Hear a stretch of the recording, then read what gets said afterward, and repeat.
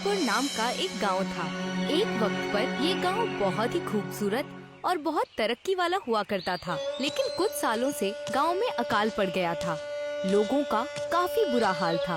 पानी की कमी की वजह से जानवरों की भी मौत हो रही थी। लेकिन गांव का शरारती लड़का रोहन अपने भेड़ बकरियों को पानी पिलाने नदी पर लाया था, लेकिन रोहन अपनी शरारत में बिजी था। तभी नदी की ओर से रमाबाई आ रही थी, जिनके सिर पर पानी का घड़ा रखा हुआ था, जिसे रोहन ने गुलेल से फोड़ दिया। रोहन वहाँ से भाग खड़ा हुआ, इसीलिए रमाबाई तमतमाती हुई रोहन के घर पहुँच गई। अरे तुम्हारा लड़का है या जल्लाद, हमें चैन से जीने देगा या नहीं? ये हमें कितना परेशान करता है। अरे क्या हुआ? क्या हुआ? उसने गुलेर से मेरा घड़ा फोड़ दिया। रुको, आने दो उसे घर, मैं उसकी अभी खबर लेती हूँ। जब रोहन घर आया तो माँ ने उसकी अच्छी खातिरदारी की। क्यों रे, हमें जीने देगा कि नहीं? तुझे कितना समझाया कि लोगों को तंग मत कर, लेकिन तू मानता ही नहीं है। दादी ने माँ बेटे के बीच में आकर रोहन को माँ से और ज्यादा मार खाने से बचा लिया। अरे बस कर, बच्चे की जान लेगी क्या? शरारत अभी नहीं करेगा तो कब करेगा? बस ये आपके लाड प्यार से बिगड़ गया है। हाँ हाँ, बड़ी आई बोलने वाली।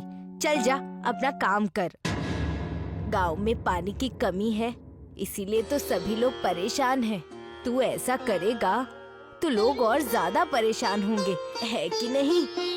जी दादी। दादी, लेकिन कस्बे में पानी कम क्यों है? लोगों की वजह से। लोगों ने पानी का इस्तेमाल संभल कर नहीं किया। गांव का कचरा गांव की नदी में डाला, दरख्त काटे तो बारिश न हुई, इसीलिए ये हाल है। एक जमाना था जब हमारे गांव में बड़ी सी चांदी की नदी बहा करती थी। चांदी की नदी? हाँ, चांदी की नदी। हाँ, चांदी की नदी। भरतपुर गांव की नदी इतनी साफ सुथरी थी कि मानो उसका पानी बहते चांदी जैसे दिखता था। उसमें चांदी के पत्थर भी मिला करते थे। अरे देखो, मुझे चांदी का पत्थर मिला है। अरे वाह, ये तो आपको बड़ा पत्थर मिला। मैं तो बड़ा सा घर बनाऊंगा। रुको, मैं भी ढूंढता हूँ।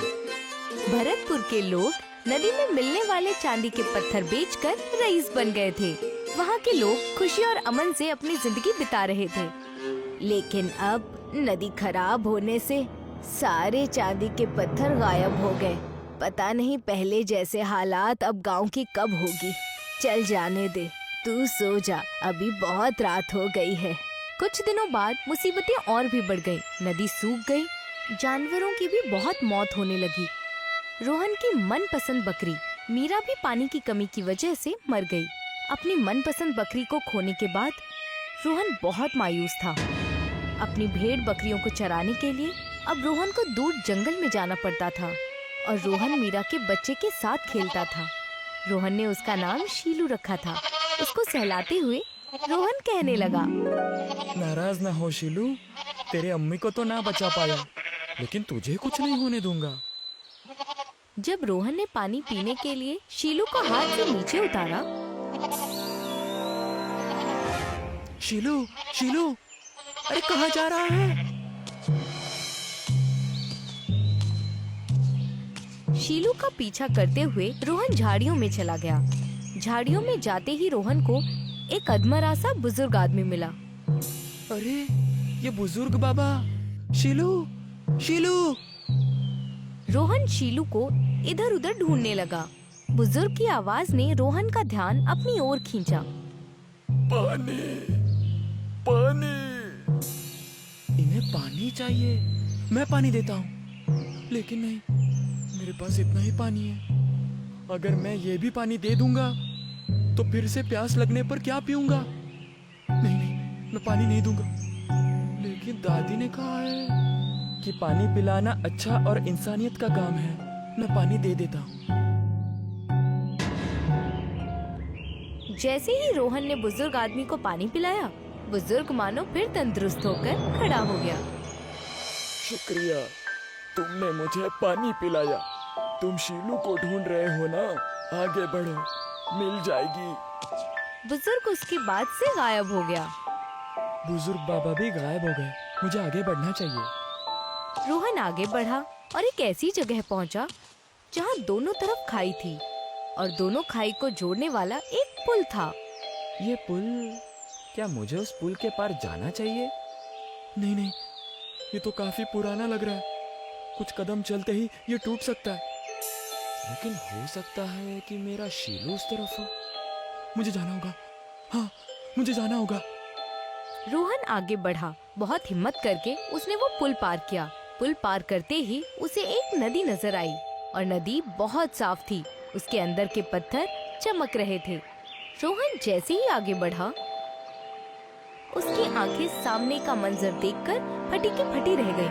उसके सामने नदी के करीब एक बड़ा सा काला नाग अपना फन फैलाए बैठा था। आओ रोहन, आओ, मैं तुम्हारा ही इंतजार कर रहा था। तुम कौन हो? मैं एक नाग हूँ, इस नदी का रखवाला। ये सब क्या है? मुझे ये सब जादू ही लग रहा है। ये जगह जादुई है। तुम्हारे कस्बे में पानी की कमी है। पानी की कमी पूरा करने के लिए ऊपर वाले ने तुम्हें चुना है। नहीं, लेकिन मुझे मेरा शीलू चाहिए। शीलू मिलेगा, लेकिन पहले मेरे 3 सवालों का जवाब दो, फिर तुम्हें तुम्हारी शीलू मिल जाएगी। पहला सवाल, चलती रहती दिन रात, देती जिंदगी की सौगात, पत्थर तोड़े रास्ता ढूंढे, हर मुसीबत को पीछे छोड़े, सागर से मिलने दौड़ी जाए, बोलो इसे क्या नाम बुलाए?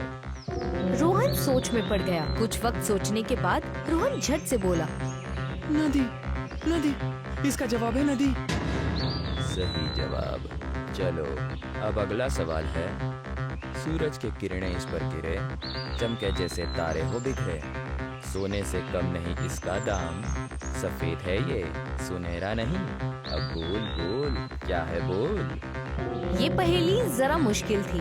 रोहन सोच रहा था कि तभी उसकी नजर चांदी की नदी पर पड़ी। सफेद है ये, सुनहरा नहीं, चांदनी। वाह, तुम तो बहुत होशियार निकले।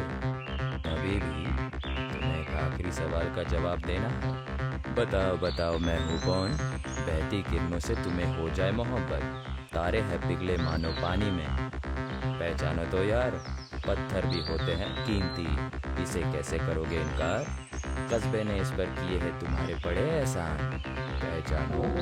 रोहन फिर से सोचने लगा। ये जरूर रोहन के लिए बहुत कठिन था, लेकिन रोहन ने अपने दिमाग पर जोर डाला और जवाब दिया, कस्बे पर एहसान, चांदी की नदी। वाह बेटा, मैं बहुत खुश हुआ। तुमने तीनों सवालों के जवाब दिए, सही जवाब दिए, साथ ही तीनों परीक्षाएं पास कर दी।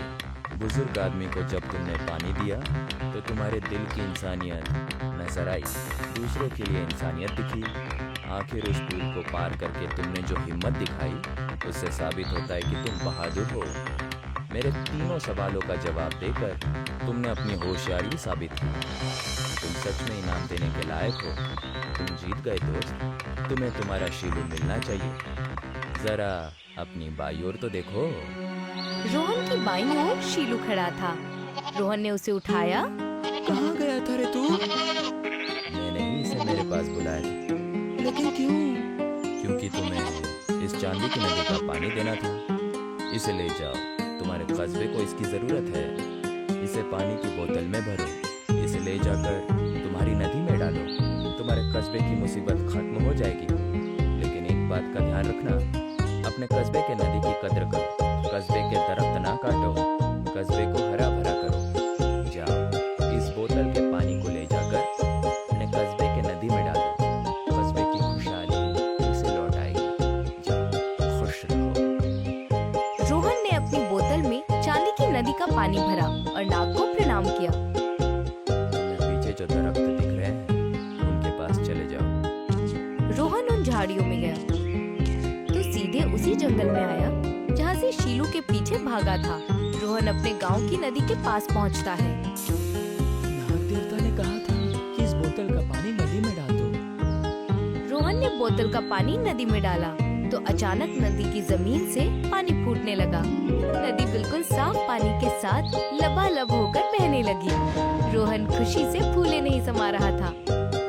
वाह, बहुत सारा पानी, ये कैसा जादू है, बहुत मजा आया। मुझे जाकर कस्बे वालों को बताना चाहिए।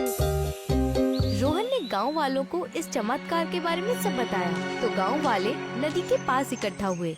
चांदी की बहती हुई नदी देखकर सब बेहद खुश हो गए। वाह रे रोहन, तूने तो कमाल ही कर दिया। दीदी, कमाल नहीं, रोहन ने कस्बे को कमाल, धमाल और माला माल कर दिया। रामदास, आप ठीक कह रहे हैं। कस्बे की खोई हुई सुख, शांति और खुशहाली रोहन की वजह से वापस आई है। हे माँ, हमने रोहन को कितना भला बुरा कहा, लेकिन यही इस गांव का अच्छा और सच्चा सपूत बना। हमने रोहन को जो भी भला बुरा कहा, उसके लिए हमें माफ करना। अरे रमा, कैसी बातें करती हो? इसने जो गलतियाँ की हैं, उसके लिए इसे डांट तो पड़नी ही चाहिए थी। लेकिन हाँ, जो उस नाग देवता ने हमसे कहा है, उसका हमें पालन भी करना चाहिए। हाँ, आज से हम इस नदी का ख्याल रखेंगे। इसमें कभी भी कचरा नहीं डालेंगे।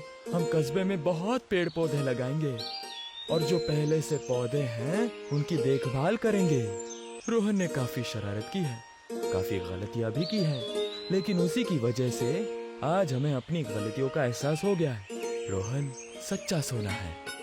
हाँ, मेरा पोता सच्चा सोना है। मेरे सच्चे सोने ने ही गांव में चांदी की नदी फिर से लाई है। गांव के सभी लोग बेहद खुश थे। रोहन की दादी रोहन को प्यार कर रही थी। आखिर रोहन ने गांव वालों में खुशियां जो बांटी थी।